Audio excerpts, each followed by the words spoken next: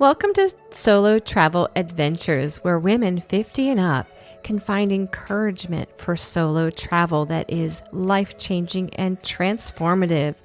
I'm Cheryl Esch, your host and solo travel coach, advocate for Christian women. Have you ever thought about your life as this storybook, like a novel, or maybe even a movie? I know we've all had things in our life that could certainly become movies or books, right? I'm an avid reader, and this idea of our lives being written down in a storybook for others to read is exciting for me. Yeah, every story has high and low points, good and bad, and drama and conflict, but there's also these exciting high points that if you think about making a movie out of it could be rather exciting. At least I think so. And we all have very different stories. But I'm also wondering if you're at a place in your life where you're thinking you need to rewrite your story. I'm mostly thinking of my women who may either be in empty nest season, approaching it. Maybe you're in menopause and this is just all new to you. You've retired already, but you want to do something new with your life. I know how that feels. I've been an empty nester for about 4.5 years now. And it is so true that my life before that phase was so much. It was just diving into my children's lives. I was so much involved in their stories that I really forgot my story and even lost a bit of who I was in that process. And I know as mothers, that often happens. And we think about their stories, and maybe their stories are coming to an end and they're moving on. They're going to fly their own wings and fly the coop, so to speak. Or you're approaching it, or you're already there and you're still just not sure how to operate as in that empty nest season. I'm going to help guide you through today some ways that we could rediscover ourselves. And yes, there is a way that travel ties into all this, but stick with me. These are steps and questions that I may ask my coaching clients to help them better assess where is an ideal place for them to take a solo trip.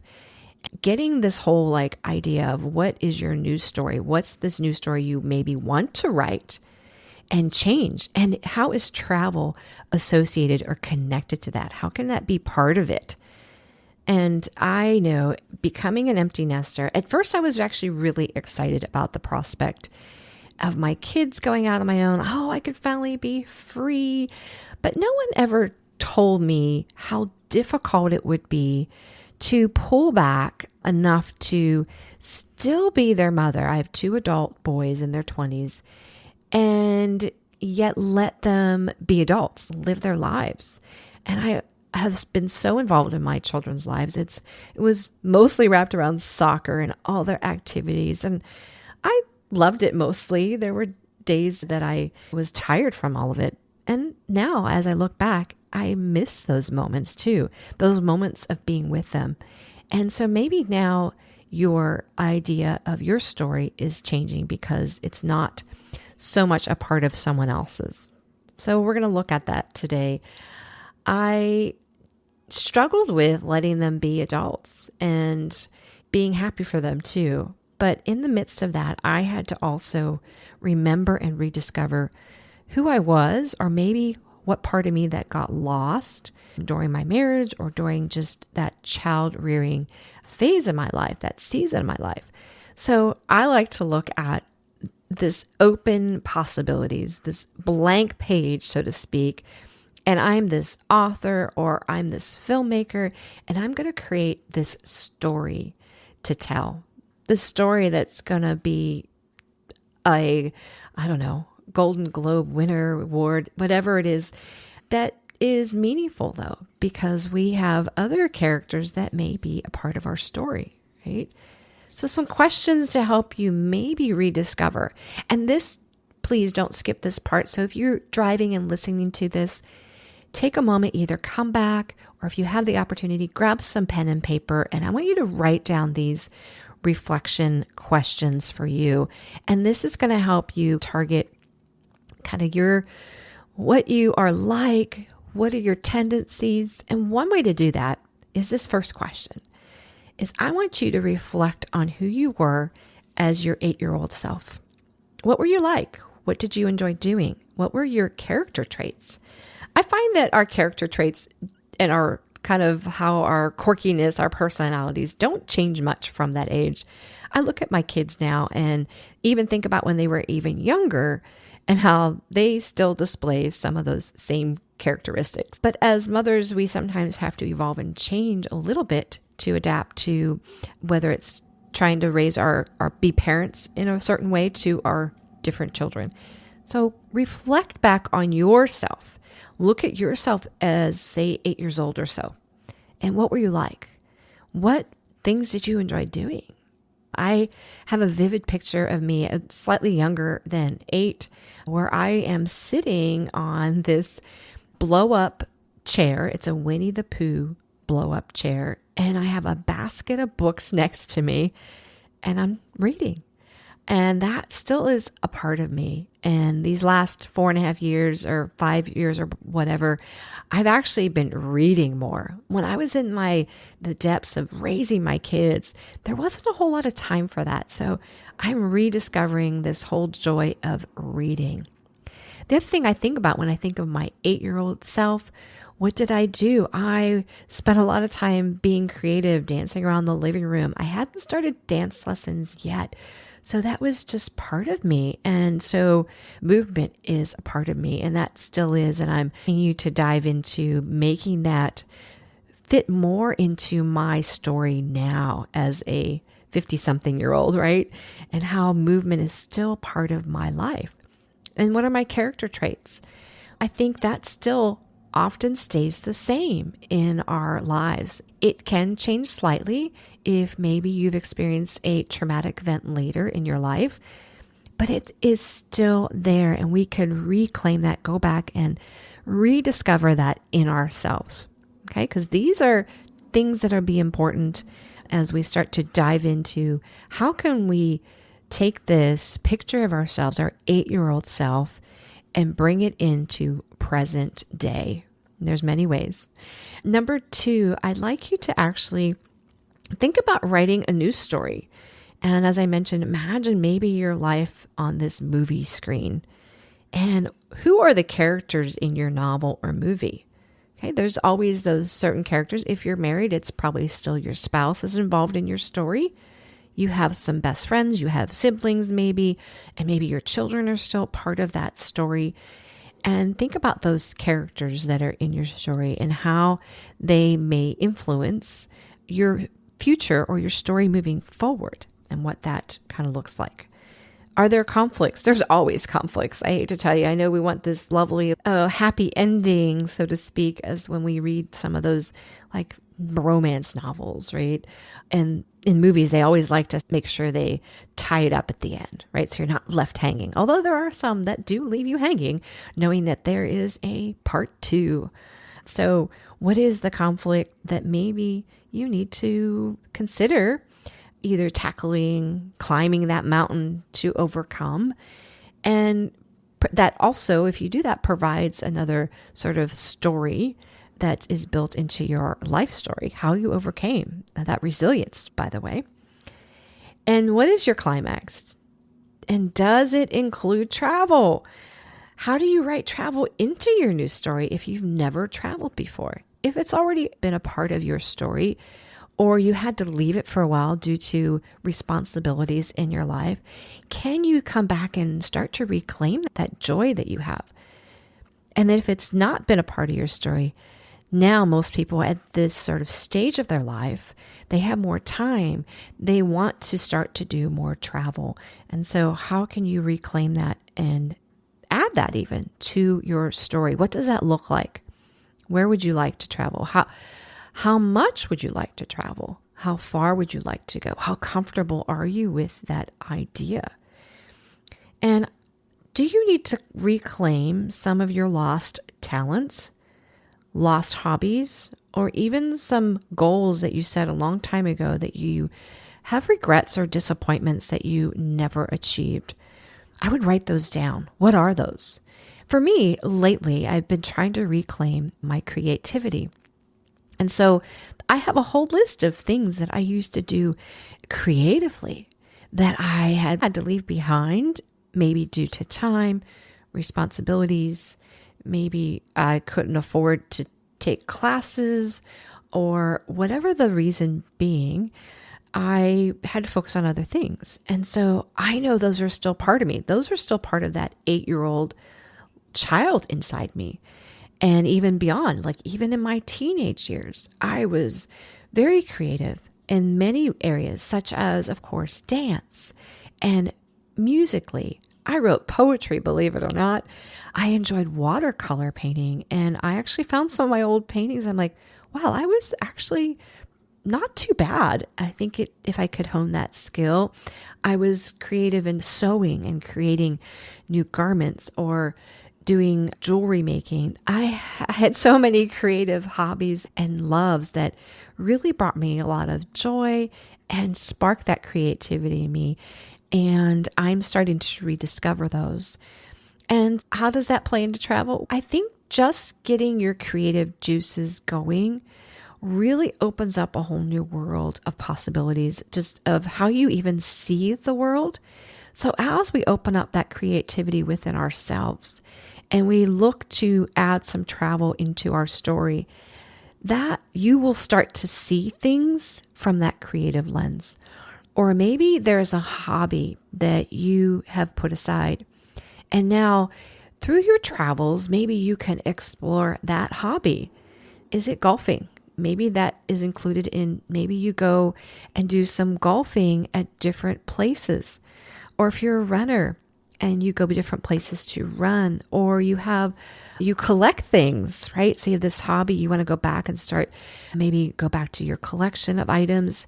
They have plenty of like festivals. I'm just thinking of like those Comic Con places that people gather. They have that for all kinds of collection people. So that could propel your travels to that place. What are those hobbies that you enjoy doing that might take you somewhere new? Do you like to cook? Cooking is an easy hobby to explore in your travels, and it will open up your world to just some new cuisine as well. And then another question, I actually just this activity, and I think it just, again, helps to get some ideas just on paper. I like to, and if you have been following me, in 2025, I made it a goal to incorporate a little more fun and adventure in my life. And I learned that often has to be scheduled because life does get busy.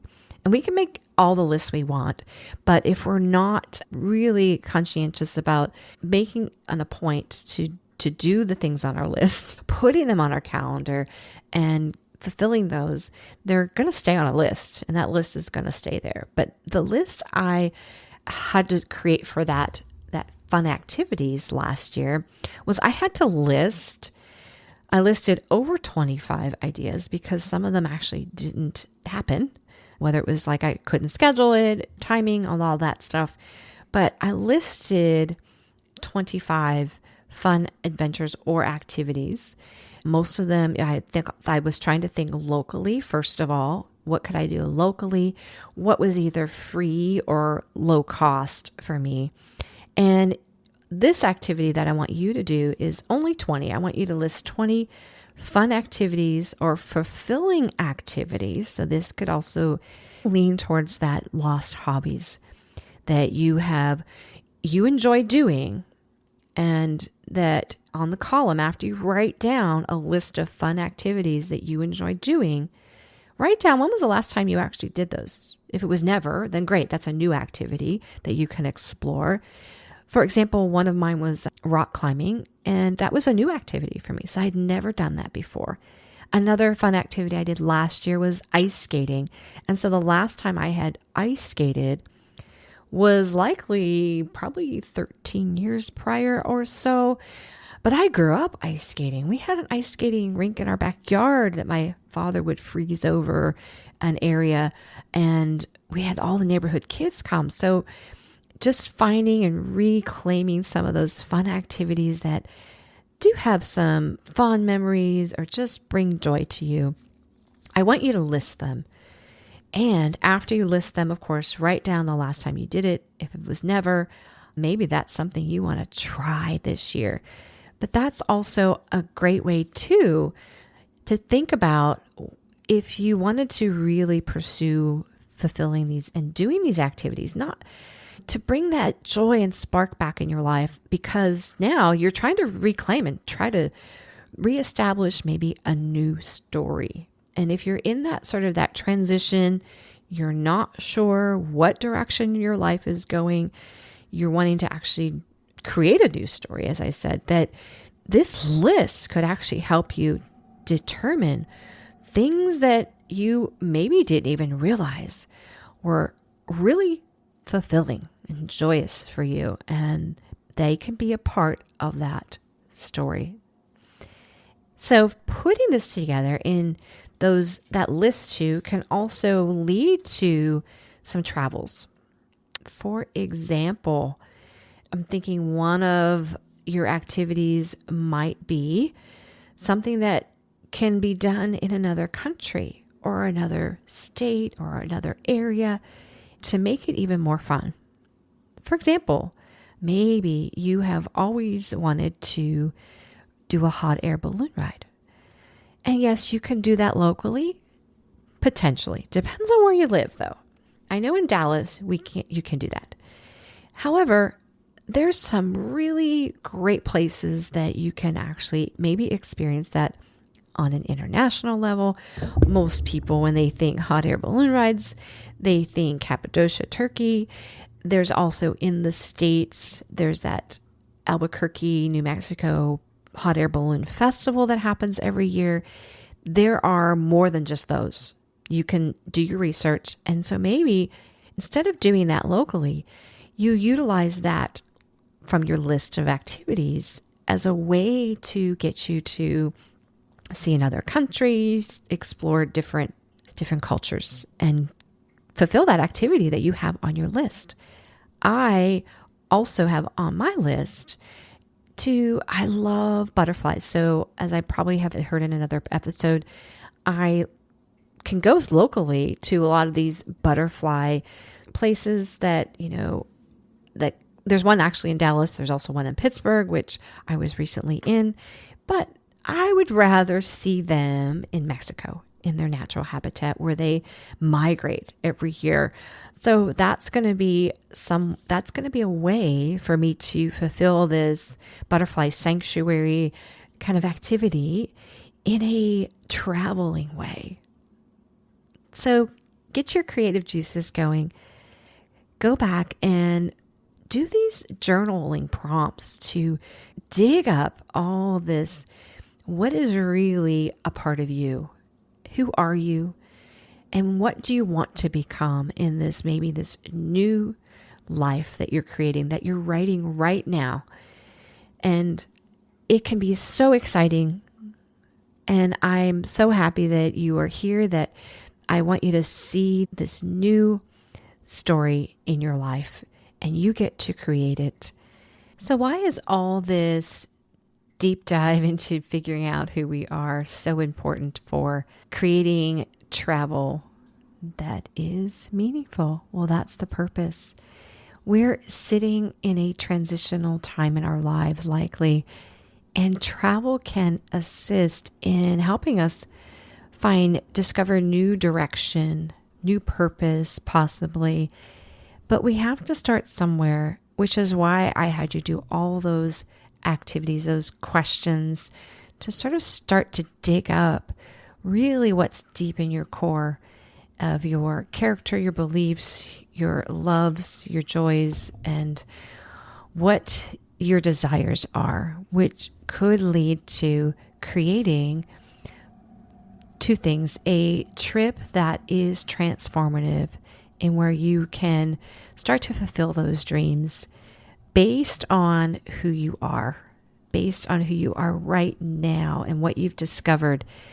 And if it's reclaiming some of your old self, good. If it's developing who you are, like creating a whole new self-identity, then travel can also help with that. But once you've done that digging and you're still not sure what to do with all that, I'm here to help you. I'm your travel coach, and I would love to help just guide you in that direction that might need a little assistance.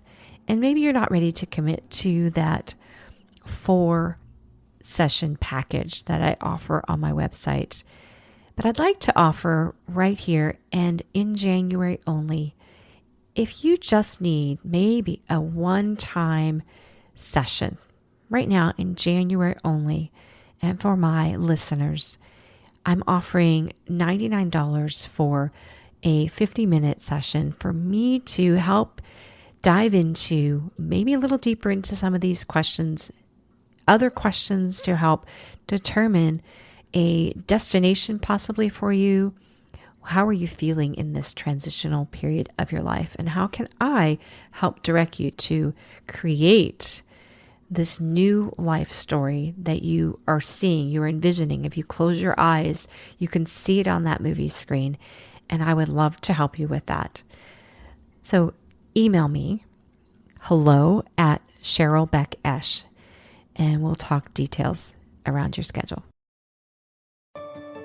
Did this podcast inspire you to participate in a solo journey?